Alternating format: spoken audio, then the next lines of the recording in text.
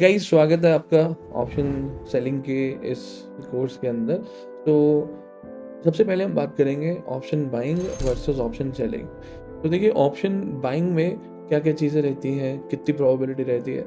Of course as a option buyer अगर आपके पास 3 महीने 6 महीने का भी एक्सपीरियंस है तो आपने काफ़ी सारी चीज़ें ऑप्शन बाइंग में देखी होंगी, अपॉर्च्युनिटीज़ भी देखी होंगी, प्रॉफिट्स और लॉसेस भी देखे होंगे, ओवर ट्रेडिंग भी देखी होंगी और रिस्क मैनेजमेंट फॉलो हो पाना या ना फॉलो हो पाना, ये सब भी देखे होंगे। तो ऑप्शन बायर जो है वो ट्रेड करता है नॉर्मली एटीएम या आईटीएम में। कुछ लोग ऑफ कोर्स ओटीएम में भी करते हैं, but as a option buyer आपको ये समझना होगा कि हर समय अगर हम ट्रेड की अपॉर्चुनिटी ढूंढने की कोशिश करेंगे तो ट्रेड तो हम कर सकते हैं, बट अगर मोमेंटम नहीं है, किसी पर्टिकुलर इंडेक्स में मोमेंटम नहीं है या एक्सपायरी डे में मार्केट साइडवेज हो गया है, तो वहाँ पे प्रीमियम डिके होगा। तो जो हर एक पर्टिकुलर इंडेक्स का जो है ऑप्शंस में प्रीमियम डिके होता ही होता है and it depends on expiry. अगर आप वीकली एक्सपायरी में काम कर रहे हैं तो जिस पर्टिकुलर डे पे एक्सपायर होने वाला है contract, for example Nifty her Thursday को एक्सपायर होता है, सेंसेक्स हर फ्राइडे को एक्सपायर होता है, तो एक्सपायर होने तक एटीएम और ओटीएम जीरो हो जाते हैं। तो ऑप्शन बायर की प्रोबेबिलिटी यहाँ 33% की रह जाती है प्रॉफिट बनाने में। कैसे कि अगर कोई भी ऑप्शन आप खरीद रहे हैं नियर एक्सपायरी या एक्सपायरी के बाहर भी खरीद रहे हैं, न्यू कॉन्ट्रैक्ट में कहीं कॉल या पुट खरीद रहे हैं, तो उसके अंदर उसकी इंट्रिंसिक वैल्यू और टाइम वैल्यू रहती है। एटीएम में दोनों 50-50% के आसपास होते हैं। अगर कोई 100 रुपये का एटीएम है तो उसमें 50 पॉइंट लगभग टाइम के रहेंगे और लगभग 50 पॉइंट जो है वो इंट्रिंसिक वैल्यू के रहेंगे। अब जब प्राइस बढ़ेगा और स्ट्राइक प्राइसेस चेंज होंगे, जो आपने एटीएम खरीदा है वो इन द मनी होना शुरू होगा, तब आपका प्रीमियम भी बढ़ेगा और वो सस्टेन भी करेगा प्राइस। बट अगर प्राइस वापस एटीएम की कैटेगरी में आ गया तो फिर प्रीमियम जो है वो कम भी होता चला जाएगा। तो एज ऑप्शन बायर आप ज़्यादा होल्ड नहीं कर सकते, बिकॉज अगर आपने एंट्री करने के बाद होल्ड किया और प्राइस मूव नहीं कर रहा है, मोमेंटम नहीं आ रहा है, हाईज या लोज ब्रेक नहीं हो रहे हैं, कैंडल क्लोज नहीं हो रहा है, तो वहाँ प्रीमियम एक रेंज में अटकना शुरू होगा।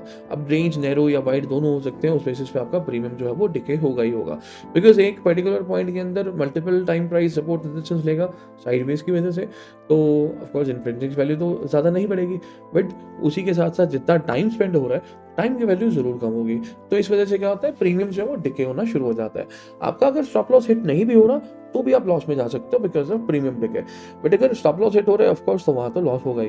तो अगर इस कंडीशन में देखें, सिर्फ और सिर्फ टारगेट अचीव होने पे प्रॉफिट बुक किया जा सकता है या ट्रेलिंग करते हुए भी आप प्रॉफिट बुक कर सकते हो, बट मोमेंटम आना चाहिए। साइडवेज में आपको मौका भी नहीं मिलेगा ट्रेल करने का। तो यहाँ पे साइडवेज में भी नुकसान है बिकॉज ऑफ प्रीमियम डिके, और अगर आपका स्टॉप लॉस हिट हुआ फिर तो नुकसान है ही।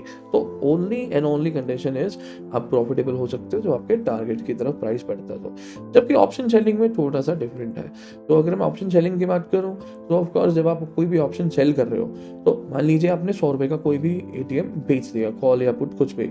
अब अगर प्राइस साइडवेज हुआ तो प्रीमियम डिके होगा। 100 रुपये का प्रीमियम है, 1 घंटे बाद 90 या 85 या 80 का रह गया, तो वो 15-20 पॉइंट जो डिके हुए हैं वो आपके प्रॉफिट में आने वाले हैं। सिमिलरली अगर आपने कॉल बेचा है तो आपको लगता है कि प्राइस ऊपर जा नहीं रहा, तो या साइडवेज हो गया या नीचे आ गया। अब साइडवेज हो रहा है तो भी प्रॉफिट है, थोड़ा कम है बिकॉज प्रीमियम डिके की वजह से हो रहा है, और अगर नीचे आता है प्राइस क्लोजिंग बेसिस तो ऑफकोर्स वहाँ पे कॉल के प्रीमियम कम होते जाएंगे। तो 100 रुपये का प्रीमियम बेचने पे अगर प्राइस 60 रुपये पे, 50 पे, 40 पे कहीं भी आ रहा है, दैट इज योर प्रॉफिट। और एक्सपायरी डे है तो हो सकता है वो 0 भी हो जाए, तो पूरा 100 का 100 आपका प्रॉफिट हो जाएगा। बट इसके अंदर कैच ये है कि आपका प्रॉफिट तो फिक्स्ड है पर लॉस फिक्स नहीं है कि 100 रुपये का एटीएम जो है वो इन द मनी हो सकता है, प्राइस 200, 300, 400 पॉइंट कितने भी दूर जा सकता है विद इन अ डे। तो उस केस में जितने भी प्राइस दूर जाएगा ऑफकोर्स आपका प्रीमियम बढ़ता चला जाएगा। तो ऑफकोर्स वहाँ पे हमें कहीं ना कहीं स्टॉप लॉस लेना पड़ेगा। तो ऑप्शन सेलिंग में अगर आपके अगेंस्ट प्राइस गया तो आपका स्टॉप लॉस हिट होता है, अदरवाइज आपके फेवर में जाए या साइडवेज हो, दोनों में आप प्रॉफिटेबल रह सकते हो।